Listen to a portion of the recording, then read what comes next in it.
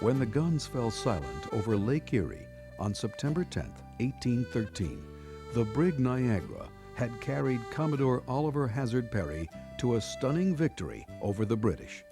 On that bright afternoon, no one could have predicted the cycles of neglect and resurrection that were to be her fate for the next 175 years. Niagara served on the Great Lakes until the War of 1812 ended. In 1820, she was stripped and sunk at her mooring in Misery Bay within Presque Isle Harbor.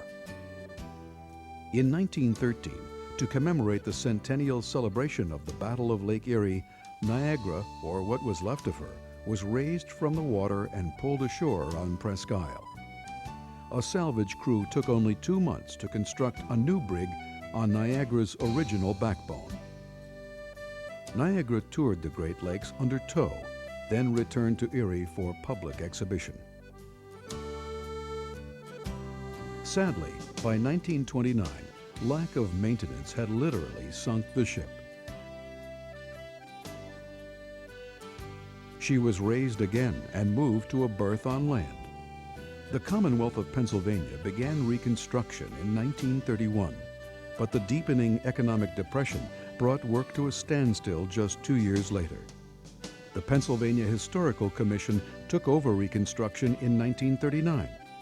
Niagara was launched in 1943, but she did not receive new masts and rigging until 1963, the 150th anniversary of the Battle of Lake Erie. By the 1980s, neglect had struck again. A study revealed that Niagara was rotted throughout. The Pennsylvania Historical and Museum Commission, assisted by the Flagship Niagara League, elected to reconstruct the brig. But this time, there would be a difference. Niagara would travel the lakes again, under sail.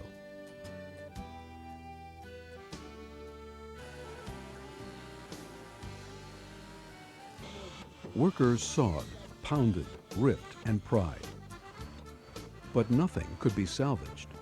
In order for Niagara to sail again, she would have to be completely rebuilt, using all new materials.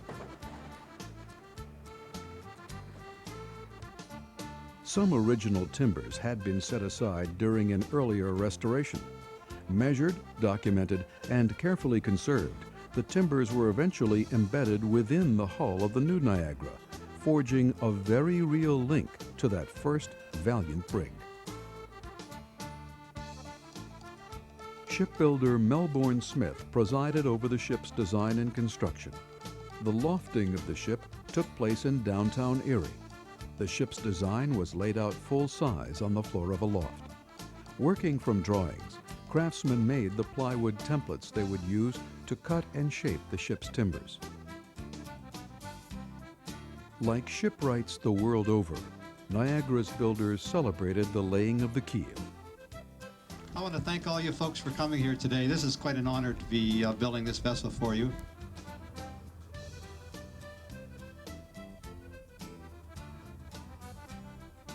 But the day the first section of the frame was set upon the keel required their utmost concentration.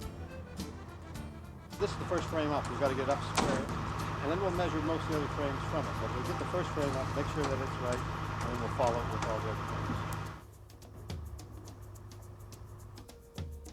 The frame sections, or futtocks, were cut from blocks of laminated southern yellow pine. Carpenters clamped and joined the futtocks and then planed the finished sections. By July, the ship was framed, and workers laid the keelson, which clamps the frames into place on the keel.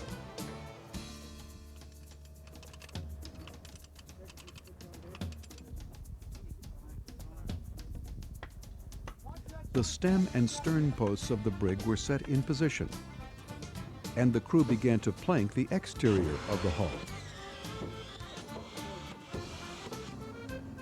In the meantime, other builders set the deck beams, while still others planked the ceiling, the interior wall of the hull. As carpenters framed openings in the deck for hatches and for the mast fittings, others worked on details like the hawse pipe through which the anchor cable would run. heavy deck planks of Douglas fir were secured to the beams with spikes. Carpenters countersunk each spike and then sealed the recess before inserting a wooden plug.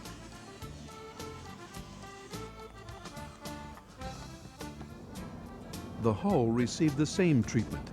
Spikes countersunk, sealed, and topped with wooden plugs. The hull was plain smooth.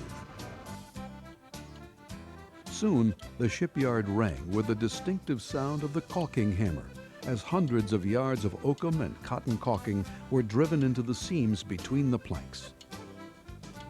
And then, the paint crew went to work. And finally, the rudder was hoisted into position. Niagara was ready for launch. Thousands cheered as Niagara was christened on September 10, 1988, 175 years to the day since her historic battle against the British Navy.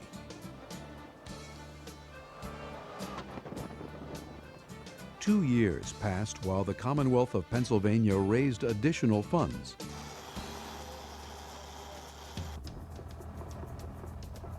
In 1990, work began on the ship's sails and rigging.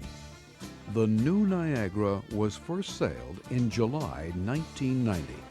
Today, equipped with auxiliary engines and modern navigational devices, she sails the Great Lakes and the eastern seaboard, a living monument to the men who served in 1813, and to the vision of those who believed she would sail again.